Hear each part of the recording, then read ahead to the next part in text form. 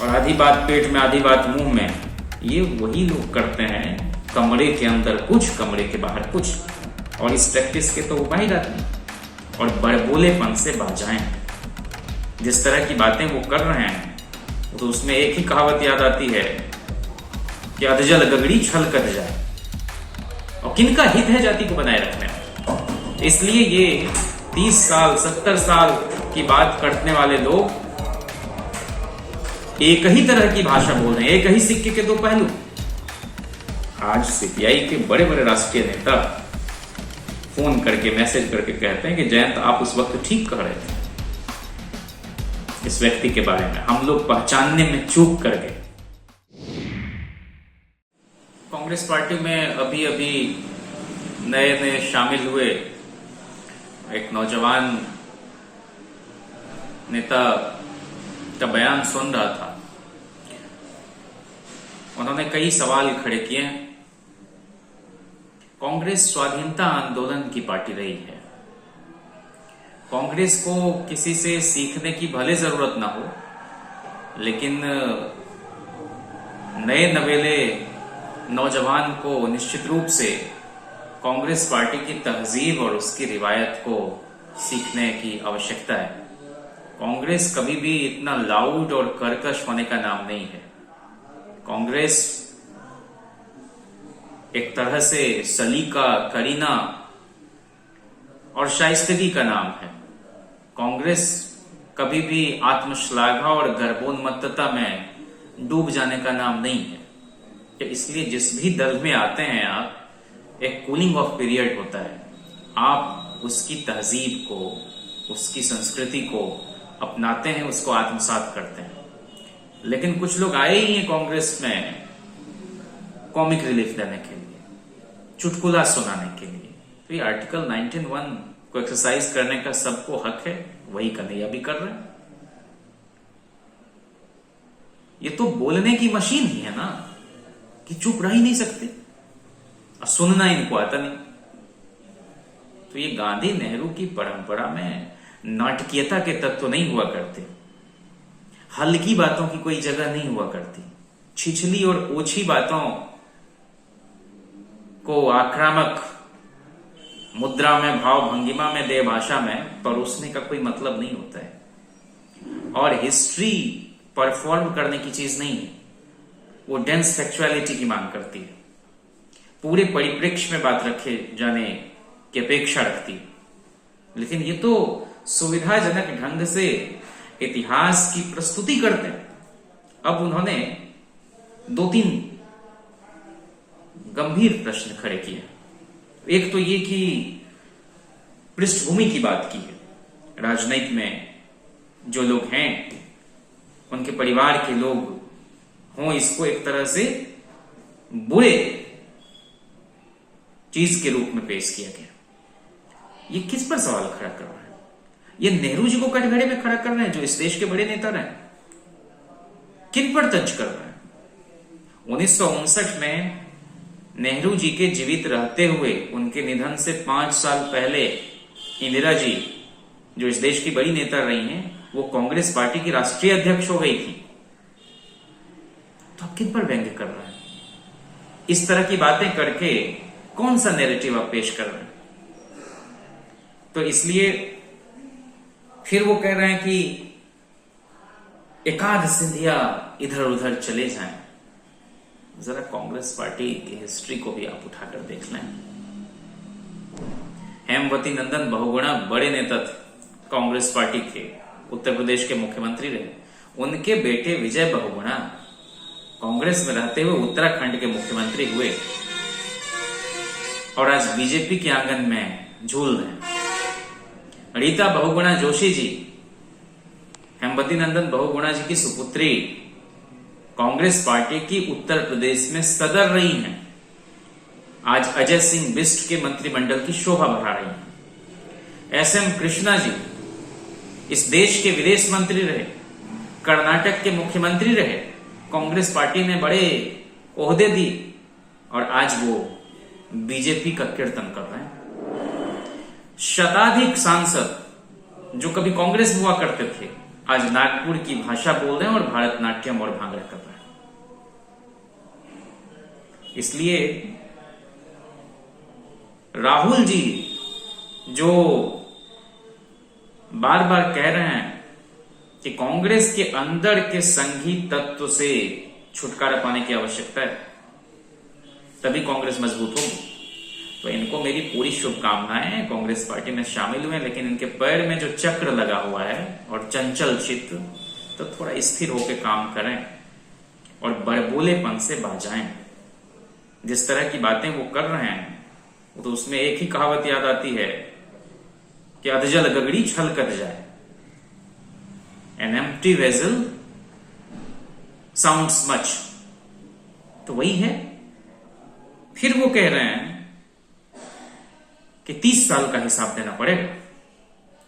ये तो मोदी जी की ही भाषा है कि 70 साल का जवाब मांग रहे हैं कांग्रेस से।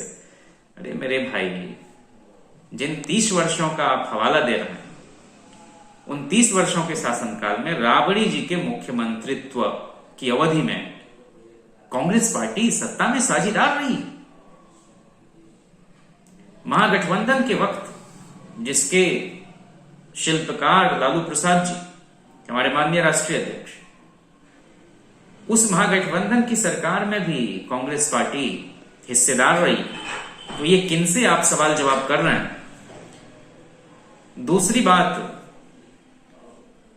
तो ऐसे ही ना मोदी जी भी 70 साल का हवाला देते हुए वाजपेयी एरा के 6 साल भुला देते हैं और लोगों को इसी तरह से गलत बयानी करके उलझाए हुए रहते हैं, कनफुकवा गिरोह की तरह कंफ्यूजन क्रिएट कराते हैं। दूसरी बात, वो सामाजिक न्याय की पूरी अवधारणा पर सवाल खड़ा कर रहे हैं कि सामाजिक न्याय के साथ सामाजिक एकता, डेंगू काटता है जाति देखकर नहीं, कोरोना जाति देखकर नहीं होता। ये इस खंड खंड समाज जो पाखंड से भरा हुआ है, जहां सिर्फ निर्गुण बतियाया जाता रहा, उसमें सामाजिक न्याय की सगुण अवधारणा सामने आई और वो जमीन पर उसको लाया गया, उसकी आप खिल्ली उड़ाते हो। मंडल कमीशन की रिपोर्ट का पहला 2 वाक्य क्या है? Equality exists only among equals, to equate unequals is to perpetuate inequality. और रजनी कोठारी को कोट करते हुए कहते हैं कि जो लोग राजनीति में जाति की शिकायत करते हैं, वो दरअसल ऐसी राजनीति की तलाश कर रहे हैं जिसका समाज में कोई आधार नहीं। किसने जाति बनाई और किनका हित है जाति को बनाए रखने में? इसलिए ये 30 साल 70 साल की बात करने वाले लोग एक ही तरह की भाषा बोल रहे हैं, एक ही सिक्के के 2 पहलू। लालू प्रसाद से ज्यादा बड़ा सेकुलर क्रेडेंशियल इस देश में किनका होगा? जब कभी सोनिया जी पर सवाल खड़े किए जाते रहे, उस वक्त विदेशी मूल के मुद्दे पर खुद कांग्रेस पार्टी में टूट हो गई, नेता छोड़कर चले गए, अलग पार्टी बना ली गई। वहां भी लालू प्रसाद जी इस देश में पहले वो शख्स थे जिन्होंने कहा कि नहीं, ये हिंदुस्तान की मुश्तरका तहजीब, हिंदुस्तान की तहजीब और तमद्दुन के खिलाफ ये बात बोली जा रही है। चाहे सुषमा जी हो, चाहे बाकी लोग, वो हमारे देश की बहू है, इस देश की नागरिक है, उनके बारे में ऐसी अपमानजनक टिप्पणी। तो इसलिए जो नया नया आदमी है, वो ज्यादा प्याज खाने की जो एक लत लगी हुई रहती है ना, उसी की तर्जुमानी वो कर रहे हैं। तीसरी बात, वो कह रहे हैं कि पढ़े लिखे लठैत, ये किन पर तंज कर रहे हैं? सीधे सीधे प्रोफेसर मनोज जी पर। ये तो खुद ही विरोधाभास है, पढ़ा लिखा और लठैत। दरअसल उन्होंने अपना आत्ममूल्यांकन करते हुए खुद को जैसा पाया, वही विशेषण वो किन्हीं और के लिए इस्तेमाल कर रहे हैं। और इनको पब्लिसिटी की आदत है, कोई ऐसा बयान दे दो तो कहते ही रहे ना, any publicity is good publicity, B it good और बैड। हम तो इनकी रग रग से वाकिफ है ना, जिसको भोजपुरी में कहते हैं गत्ता गत्ता जानना। ये कब खामोशी अख्तियार करेंगे, कब ये अचानक से लाउड होकर चीखना चिल्लाना शुरू कर देंगे, ये सब एक स्ट्रेटेजी के तहत करते हैं। कौन ऐसा जुमला उछाल के फेंक देंगे हवा में? तो इसलिए मनोज जी बहुत लोकतांत्रिक और बहुत ज़हीन आदमी। लठैतों की आवश्यकता हमारे दल को नहीं हुआ करती। ये तो खुद कन्हैया अपने दाएं बाएं लठैत को लेकर चलते रहते हैं। और लठैतों से की सोहबत में और लठैतों से सबसे ज्यादा याद ही उनकी है, वो शक्ति संतुलन की बात करते रहे हैं। तो इसलिए हमारे यहां शक्ति संतुलन नहीं होता है। हमारे यहां सीधे सीधे स्ट्रेट फॉरवर्ड दो टूक बात की जाती है। एक और बात जो वो उठा रहे हैं कि भाई सब धन 22 पसेरी वाली बात, और आधी बात पेट में आधी बात मुंह में, ये वही लोग करते हैं कमरे के अंदर कुछ कमरे के बाहर कुछ, और इस प्रैक्टिस के तो वो माहिर आदमी। तो इसलिए पहले ही प्रेस कॉन्फ्रेंस में सुरजेवाला जी को जय हिंद कहना पड़ा। तो ये लगातार पार्टी के लिए एम्बेरसिंग सिचुएशन क्रिएट करते रहते हैं। हमें बहुत ज्यादा कुछ नहीं कहना है, हमको सिर्फ इतना कहना है कि मनोज जी दंगाई जहनियत के आदमी को छोड़कर सबके साथ बहुत ही आत्मीय रिश्ता कायम करने वाले व्यक्ति रहे हैं, और उन लोगों के भी इंसान बनने की वो दुआ करते हैं। और ज्ञान का गुरूर उनमें नहीं है, और गुरूर अगर हो, अभिमान हो, तो फिर विद्वान कैसा। तो इसलिए ये उनकी निजी कुंठा और निजी खुन्नस की पराकाष्ठा वाली अभिव्यक्ति है। अब इसमें साफ साफ दिखता है कि वो किस तरह की राजनीति की अभिव्यक्ति करना चाहते हैं।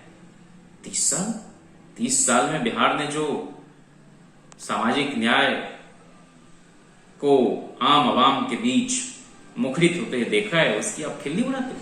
ये नागपुर की भाषा आप बोलते हैं। तो इसलिए इस तरह के गड्ढमड्ढ कर देने वाली जो स्थितियां और जो कन्वीनियंटली चीजों को आप प्रेजेंट करते हैं, उसका कोई बहुत मतलब नहीं होता। नए नए आप आए हैं कांग्रेस पार्टी में, मेरी बहुत सद्कामनाएं हैं, लेकिन वो गालिब कहते हैं ना कि खुश होते हैं पर वसल में यूं मर नहीं जाते। तो जो आप कर रहे हैं अतिरिक्त वफादारी प्रदर्शित करने का जो एक तरह से उतावलापन आप में है, वो कांग्रेस पार्टी के लीडर भी भीतर भीतर मुस्कुरा रहे होते हैं इस बेचैनी पर, इस छटपटाहट पर। आज सीपीआई के बड़े बड़े राष्ट्रीय नेता फोन करके मैसेज करके कहते हैं कि जयंत आप उस वक्त ठीक कह रहे थे इस व्यक्ति के बारे में, हम लोग पहचानने में चूक कर गए।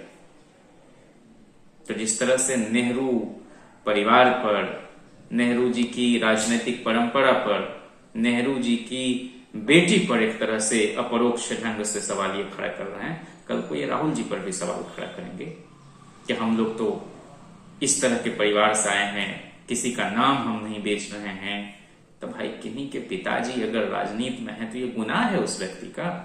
किन्हीं की माता जी अगर राजनीति में तो गुनाह है। फिडेल कास्त्रो के भाई ही ना राहुल कास्त्रो, बड़े नेता जस्टिन ट्रूडो के पिताजी, आपको अमेरिका में सीनियर बुश के बेटे जूनियर बुश, बिल क्लिंटन की पत्नी हिलेरी क्लिंटन, जियाउर रहमान के परिवार में बेगम खालिदा जिया, बेनजीर भुट्टो जुल्फिकार अली भुट्टो की बेटी, बिलावल भुट्टो उनके बेटे, जरदारी।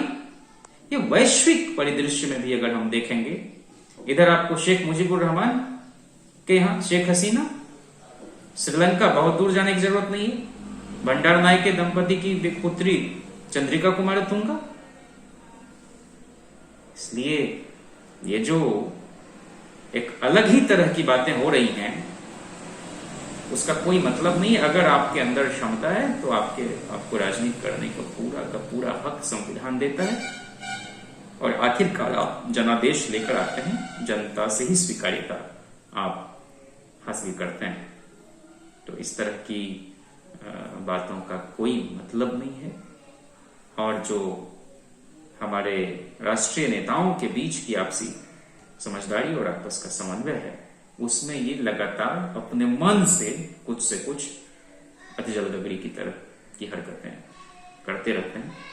इन सब चीजों से बचना चाहिए अगर वाकई कांग्रेस के ट्रेडिशन को आप फॉलो करना है। शुक्रिया दोस्तों, द न्यूज़ वीक के YouTube चैनल को जरूर सब्सक्राइब करें और घंटी का बटन दबाएं।